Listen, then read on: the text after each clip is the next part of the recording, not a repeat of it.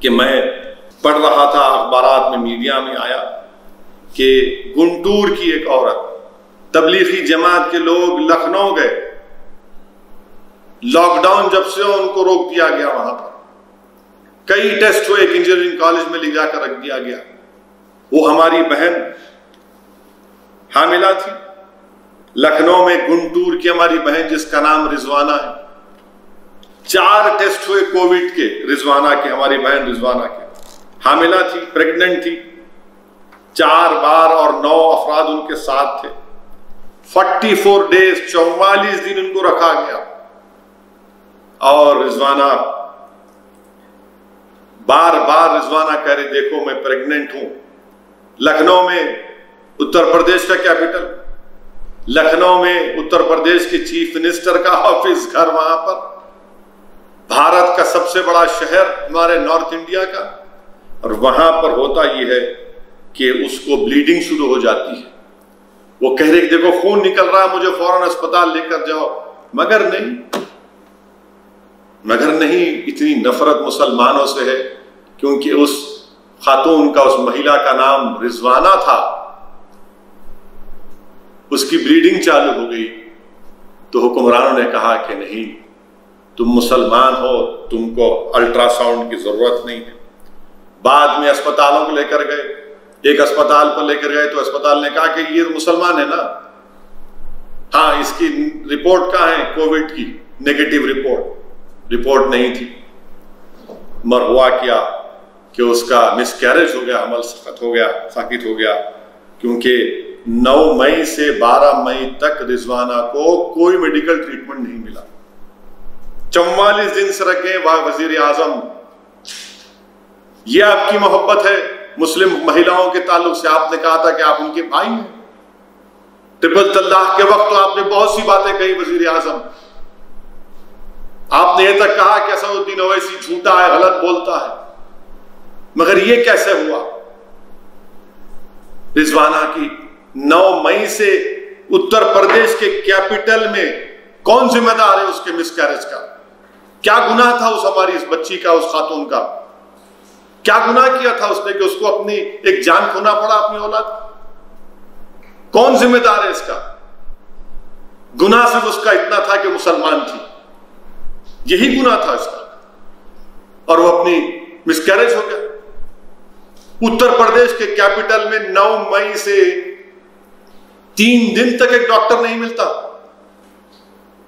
कौन सा एडमिनिस्ट्रेशन चल रहा है उत्तर प्रदेश में? अफसोस की बात है मेरे भाई, अब मालूम हुआ कि उस बच्ची के मिसकैरेज के बाद आज उसको इजाजत मिली जाने की। मैं शुक्रगुजार हूं वो क्विंट वेबसाइट के वेब पोर्टल का भी, जिन्होंने इस न्यूज को कैरी किया और दुनिया को बताया कि जो रिजवाना पर जुल्म हुआ। फिर झारखंड का एक और वाकया ले लीजिए। झारखंड में एक अस्पताल में मुस्लिम खातून थी और हामिला है, खून ब्लीडिंग शुरू हुई, तो अस्पताल के लोगों ने कहा कि तुम अपना खून साफ करो। कोई 9 महीने की प्रेग्नेंट औरत से कोई कहता है कि जमीन पर नीचे बैठकर अपने खून को साफ करो? वो बेचारी मासूम मुसलमान है, डर है, खौफ है, कोई पूछने वाला नहीं, और वो नीचे जमीन पर बैठकर जब अपना खून साफ करती है, मिसकैरेज हो जाता है। मैं झारखंड के चीफ मिनिस्टर से पूछना चाह रहा हूं, बताइए आप क्या एक्शन लेंगे इन लोगों के ऊपर? मैं उत्तर प्रदेश के चीफ मिनिस्टर से जानना चाहता हूं, ठीक है आपको नफरत होगी मुझसे, रहिए, बरकरार रखिए, मगर ये भारत के शहरी, अगर आपको मुसलमानों से नफरत है तो इंसान तो है ये लोग। कौन इसका जवाब देगा? क्या अहमियत है इनकी जानों की? क्या हमारे मुल्क में 122 लोग मर गए माइग्रेंट लेबरर्स, उनका कोई हिसाब किताब देगा? कौन जिम्मेदार है उसका? बताइए ना। टेररिस्ट ऑफेंस कुछ होगा तो हम पूरे देश को उठा लेते हैं, और उठाना भी चाहिए, मगर ये हमारे भारत के लोग किसकी वजह से मर रहे हैं? कौन जिम्मेदार है इसका? जो सुबह शाम में 6 बजे से 8 बजे 9 बजे जो टीवी के चैनल पर बैठकर एंकर्स जो बड़ी बड़ी गुफ्तगू करते हैं, बड़ा बड़ा ज्ञान देते हैं, बड़े बड़े मॉरल्स बात करते हैं, सबको झूठ सबको सच का सर्टिफिकेट बांटते हैं।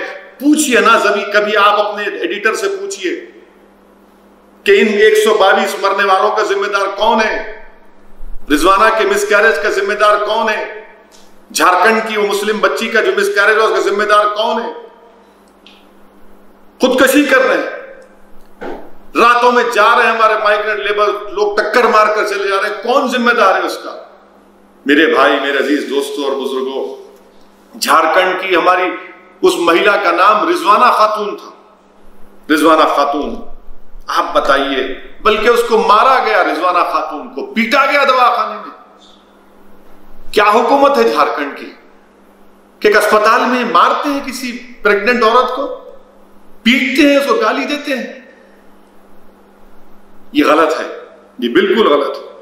फिर गुजरात में तो खत्म ही नहीं होता, जुल्म की दास्तान हमेशा चलते रहेगी। गुजरात की पुलिस मुस्लिम घरों में इफ्तार के टाइम पर घुसकर एक औरत को मारा और पीटा, और लकड़ियों से उस औरत को मारा पुलिस वालों ने। बड़ी बहादुर है आप लोग माशाअल्लाह। एक महिला पर लाठियां बरसाते हैं, और फिर वो भी हामिला थी, और उस महिला के एक बच्चा जो अपाहिज है, विकलांग है, डिसेबल है, उसको ही मारे आप।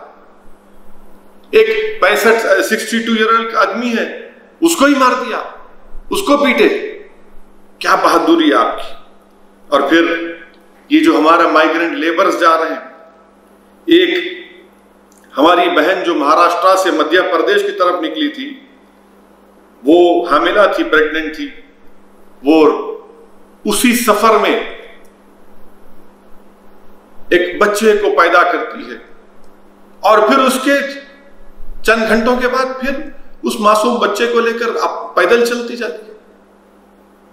वजीर आजम, मैं आपसे पूछना चाह रहा हूं, ये वाकयात हो रहे हैं, आपके ऐलानात टीवी पर, आपके ऐलानात आपके चाहने वालों के दिलों को खुश कर रहे हैं, मगर इन गरीबों को उससे क्या फायदा पहुंच रहा है? कौन सा फायदा पहुंच रहा है बताइए आप।